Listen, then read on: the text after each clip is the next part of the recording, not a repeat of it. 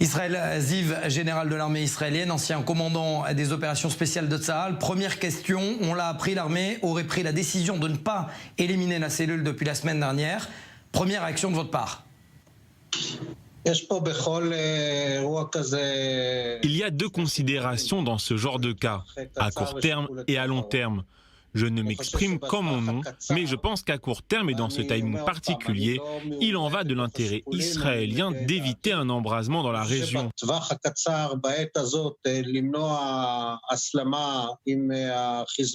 C'est pour cela que je pense que cet incident a bien été géré. À l'inverse, sur le long terme, je pense qu'il faut parfois payer le prix nécessaire. Si tel est le cas, et qu'on a demandé de ne pas éliminer cette cellule, on risque de payer un prix bien plus lourd dans le futur.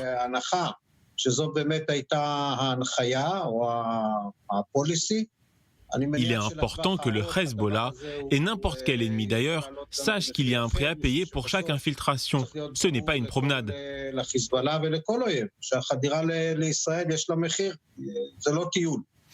On le comprend bien, Israël Ziv. Tout est fait pour éviter un Hezbollah 2 en Syrie et tous les moyens sont bons, ça c'est clair. Mais quid du Hezbollah 1 et de ses 150 000 missiles? On attend patiemment en fait que le Hezbollah au Liban s'affaiblisse par exemple?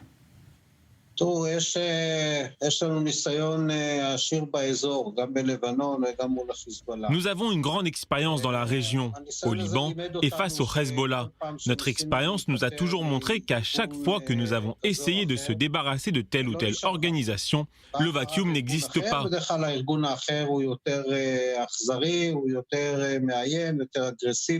Il y a toujours une autre organisation qui prendra le relais, qui sera généralement plus cruelle que la précédente, plus agressive, plus menaçante. Donc lorsqu'on dit qu'il vaut mieux un ennemi que vous connaissez plutôt qu'un autre que vous ne connaissez pas, c'est la ligne stratégique actuelle de l'armée israélienne qui cherche davantage à assurer l'équilibre des forces plutôt que la paix.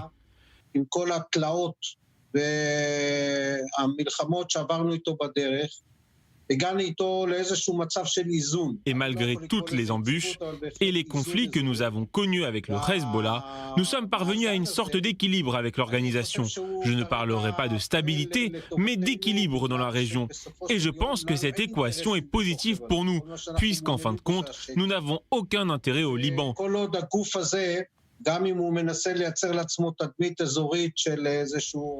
C'est le calme qui nous intéresse. Et donc, même si le Hezbollah essaye de se dessiner l'image d'un mouvement gigantesque et très menaçant, il ne représente pas une menace existentielle pour Israël. C'est une menace sur la stabilité du pays au quotidien. Mais ce n'est pas un ennemi qui peut conquérir Israël. La vie économique du pays n'est pas dérangée par le Hezbollah. Donc concrètement, on peut continuer à vivre avec un ennemi qui prend de plus en plus d'importance sur la scène interne au Liban, même s'il est contesté. Mais Israël Ziv, ce n'est pas un secret, vous n'êtes pas un partisan de la politique de l'endiguement. Est-ce qu'il ne faut pas reprendre la sacro-sainte politique proactive et prévention, frapper avant qu'il ne soit trop tard?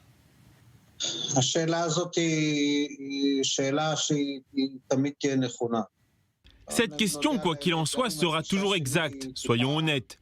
Même si je préférerais l'option proactive, elle n'implique pas forcément de changement d'équilibre des forces. Il est évident que frapper l'ennemi avant qu'il ne passe à l'action peut avoir des conséquences dramatiques pour l'ennemi, mais cela ne signifie pas qu'il n'y a pas d'effet boomerang. La question est de savoir si aujourd'hui, avec la crise économique et surtout sanitaire, avec la pandémie de Covid-19, et je ne pense pas que nous avons déjà été dans cette situation, il soit judicieux de se lancer dans une guerre préventive. Je pense que non.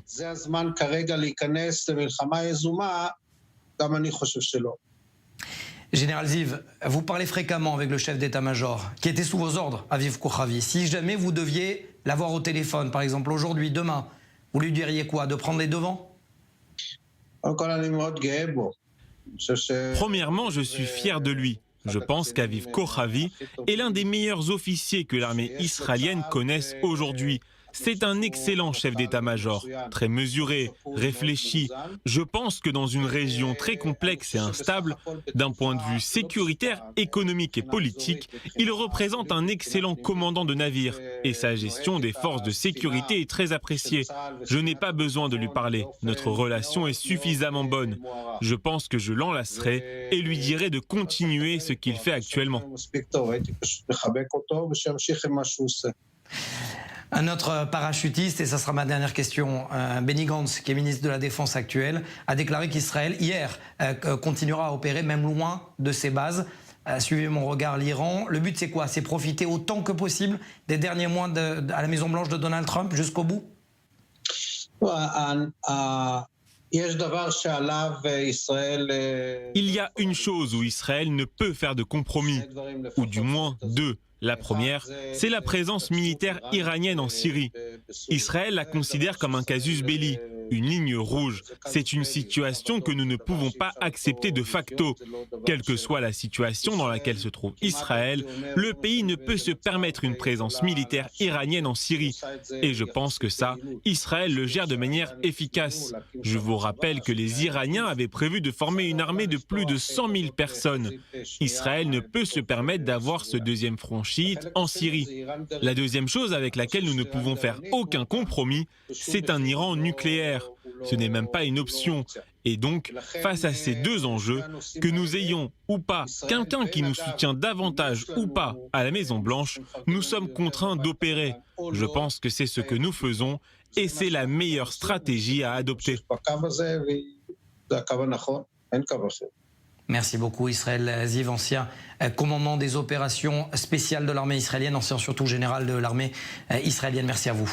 Merci beaucoup et une bonne santé à tous.